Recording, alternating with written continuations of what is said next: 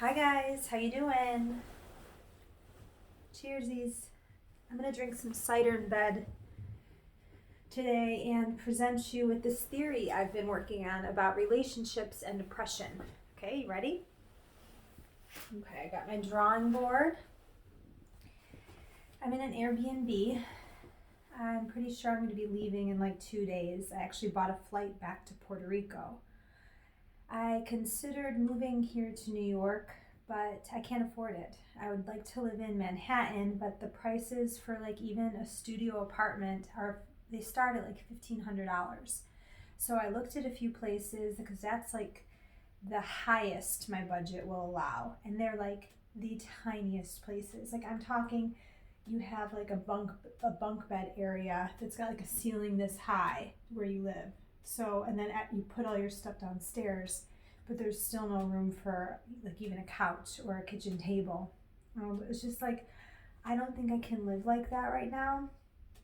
It just kind of sucks as you get older because, like, part of me wishes I had found a guy and gotten married and been able to, like, have a dual income household, because being alone at this age is really hard to maintain, like, you living. You don't have two incomes, so you're like, and I don't work well at an outside job. I've never had like normal jobs. It'd be one thing if I'm like an accountant or a school teacher or some kind of job that allowed me regular income, but I've been such a traveler, gypsy, make money here, make money there kind of person that I'm seeing the consequences of a gypsy lifestyle now. I mean, I've seen some consequences before that, but like you try to get an apartment here too, and they want to see your pay stubs. They want to see, your bank statements, and like, what else do they want to see? Like a letter from your employer. And I'm like, well, I pieced together money. I've had my own company technically for like 20 years called Pure Creative, but like I'm not actively working it right now. So I just have to figure out like what I'm doing, because they want really good credit too. And I had a car I had to give up to the bank not so long ago because I, can't afford the car payments for that. So just like fucked up financially in my life, and I'm seeing when I want to get an apartment now how hard it is to get one, and like it's almost like they treat it like it is a purchase or something, to get just like the shittiest postage stamp apartment you can even imagine. So I've never not paid rent, but I understand with the car thing, I could not commit to the car long term. I just couldn't. I had it for like 5 years, and then I had to give it up. The car payments were too high, and it really fucked up my credit. So I'm just like kind of beating myself up a little bit over some bad financial decisions, and I'm also looking at my decisions to be like a gypsy and not have a real job are affecting me, and then also not being able to find a relationship all these years, because it would have helped to have like a husband, and two incomes in the house. My voice is kind of like, I've been outside in the cold all day, so I can kind of like feel it in my voice. New York is so freezing right now. Everything is so expensive here. I mean, I know it's New York and I'm not complaining. I'm fully aware of what things cost in a big city, but it's just like, I've been here 3 weeks now.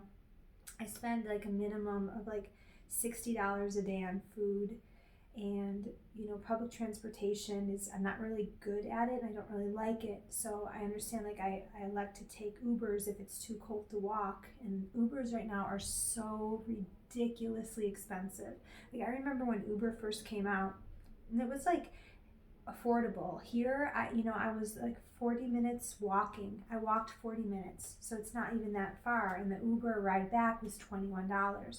Like I should have been able to take the 40-minute walk back myself, but my hands were freezing themselves off. And I got some to-go food from there because there's nothing around here that's vegan. And then there's a few places, but they're these bougie, stupid ass vegan restaurants that I hate that are just so overpriced and they're not even that good. So you get like a freaking cauliflower taco for, $12 and it's this big. So what I've noticed also is all the portion sizes of anything vegan in New York, and maybe even for the non-vegan stuff, but it's just like the smallest portion size. Like I don't mind paying 16, 17, $20 even for a meal if I'm gonna like have leftovers from it. But you pay that now. I mean, there's this diner up the road that's a vegan restaurant. Okay, you can't dine in and they have no outdoor dining. Not that anybody wants to be outside right now anyway.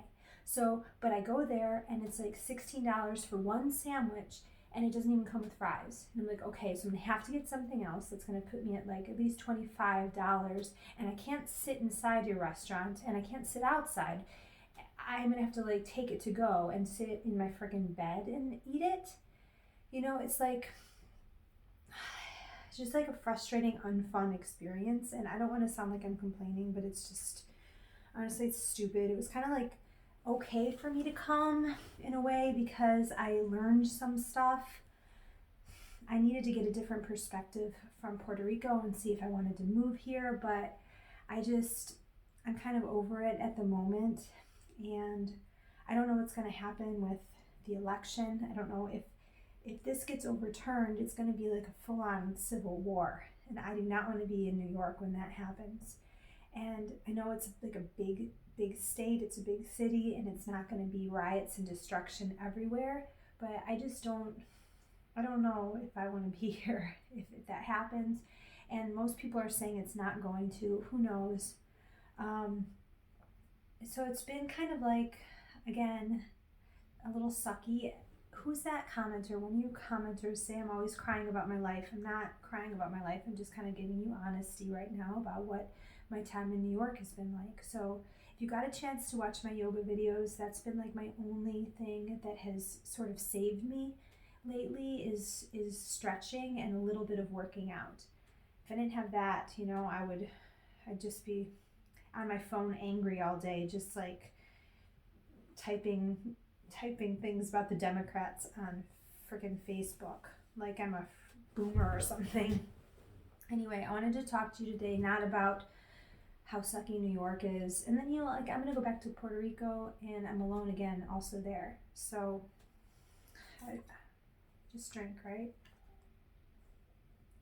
I wanted to show you a chart that I made. It's called the hierarchy of oppression. You ready? Something I've been working on for years. Shoot, where is it? It's in here somewhere. Give me a second. Okay. So, I'm going to rip out a page because I don't want to show you all of these at once. I'm going to do one at a time, and we're going to talk about how this relates to being in a relationship. So when I talk about oppression is everything that comes at us from the outside. It's not what we are creating inside, it is outside forces. So the first and foremost of the oppressions is just mere survival. Basically, we're all working. The birds are working for food, people are working to make food. You don't get a free ride when you get onto this earth. So as this relates to relationships, there are some people that need to be in a relationship to merely survive. We saw this happen in the old days when, a man would have to protect a woman physically, or if they need to create a family so they can have income to feed themselves. And, I've seen an example of this in modern day about 10 years ago when I worked in Doha, Qatar. I worked at Tribeca Film Festival out there. And they would, Qatar is like the second richest country, I think. And it's just like, it was an interesting place to be because they paid me very well. They put me up in the W Hotel. I made enough money over 3 months to live the entire year in Los Angeles. I was an event planner out there. But there's either like the super rich, which are the people of Qatar that like live there, and I think that's like 10% of the country, and then the rest of people are like Westerners that they bring in for projects like the event I ran, or to run their tech, to do like their brainy jobs. And then they bring in people from third world countries and second world countries like Qatar, no, I'm sorry, like India, Pakistan, Bangladesh, just places out there. And they ship them to worker camps, which are not so far outside the city, but it's like 125 degrees. It's pretty much all men. They sign contracts where they can't leave, so they're sort of like, they have to make a certain amount of money to stay there, so they're indebted to their employer. And what I'm getting at with relationships and survival is that I saw and heard stories about people that were men, and they weren't gay to begin with, but they chose to become gay, or maybe it was just there and they weren't able to express it before, but they forged relationships with other people in their camp. So it was like they were put in a situation that was about survival. It's like not a good situation, and then they found relationships to help them assist in their survival. So that's the bottom rung of my pyramid, which takes me to the next one, which is environment. So environment is what we're born into, where we're born, what country, what city, what mentality, what time in the course of history. And we are merely these spirits living inside sort of like a meat package, and we have no control over where we are put. And depending on the resources you have, which means how rich your parents were, how what access you have to money, to travel, to education, you're going to probably need to stay in that environment, or you'll have the ability to go beyond your environment. So I've observed over the years that many relationships happen because people are just in an environment and they are going to stay there, and for no no reason other than that is where they were born and that's the resources they have. Even if somebody comes upon some money in that environment, maybe the mentality they were born into because of that environment still keeps them there. There's nothing wrong with that. Most people, like they stay in the environment where they were born. I'm not judging that, I'm just saying it's a factor that comes into being in relationships. So, for example, like I have people from high school that married because they're in the environment of my little town, which is called Lockport, and it's like, I told you, it was an hour ride on the bus to get to my school. So I happen to like always want to get out of my environment, and it was always in my brain, like as soon as I turn 17, I'm going to get out of here, and I did. Some people just stay. So anyway, that's another reason you might be in a relationship, is because it's environmental. Which leads me to the next oppression, which is outside forces affecting the purity of the original human, which is identity. So with identity, that is a complicated one in some senses because it's not discussed as much in society, but this includes gender roles. So you are a human that was born into a male body, and male bodies traditionally take on certain ways of living. Females take on female ways that transcend what the physical body actually is. I mean, this is super, super obvious.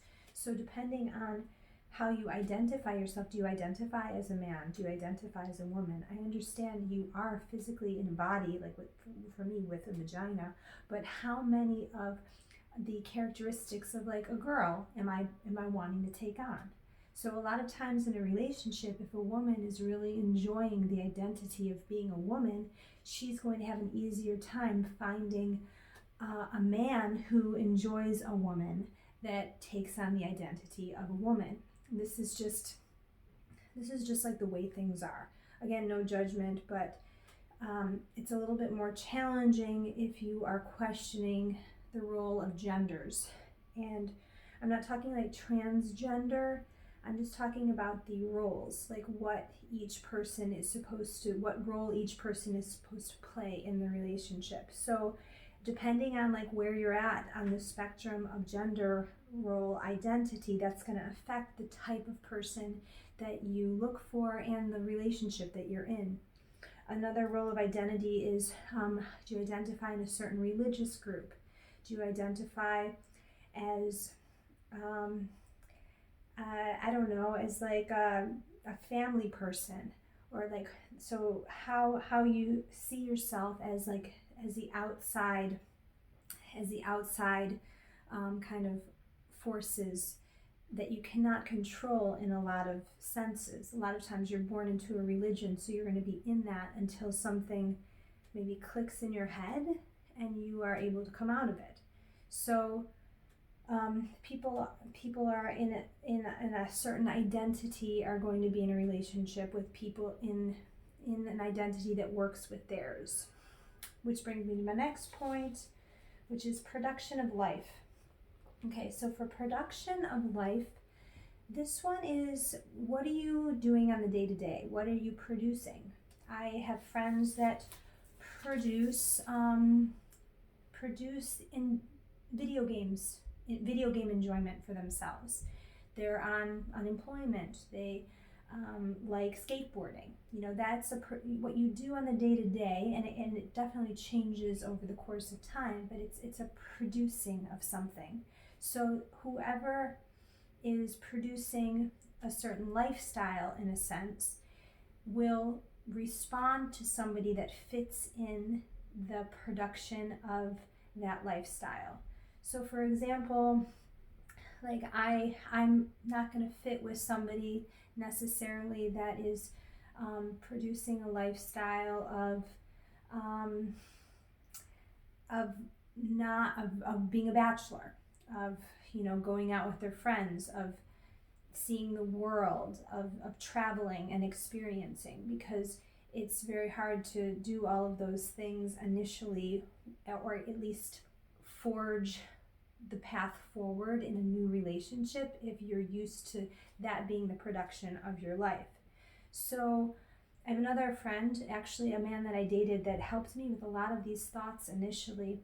His name is Matt, and he talked to me about production of life because he had a business, a small horticulture business, where he got up really early at like 5 o'clock in the morning. He was also a runner, very committed to a regimented lifestyle. I, at the time, was into dancing and raves. I was bartending. I was wanting to meet new people.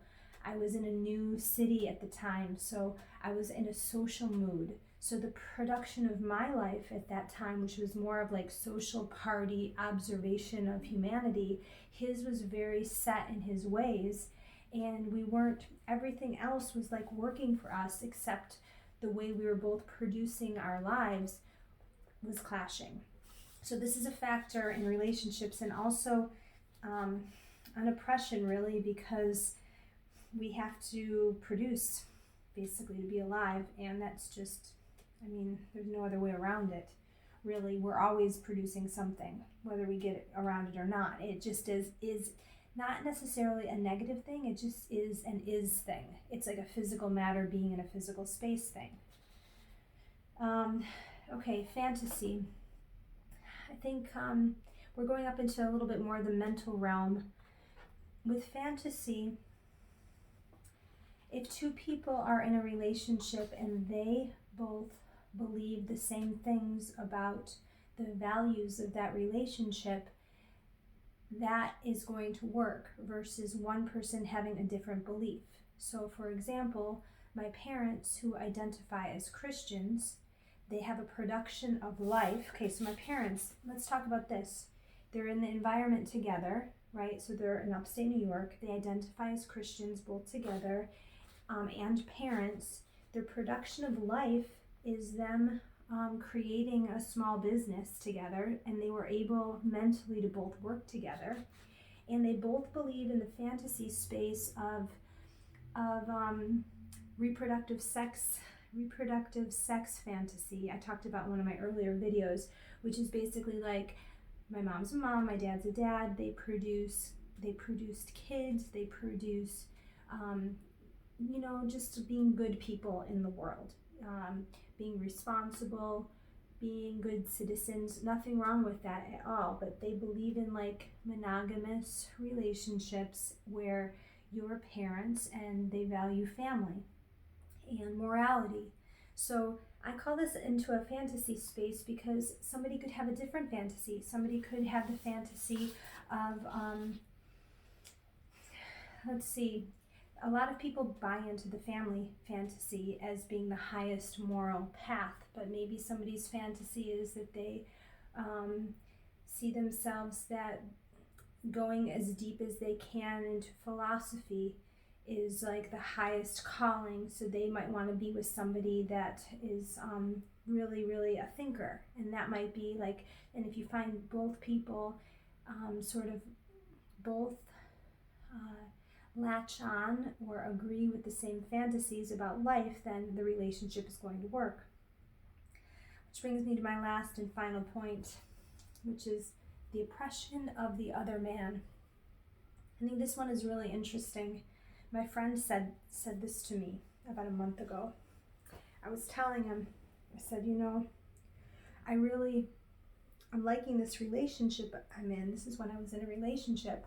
But I said, I'm still not able to fully be myself. Like there's something when I am not in a relationship that happens when like new ideas come, new sadnesses, but sadnesses can lead to an awakening of some sort.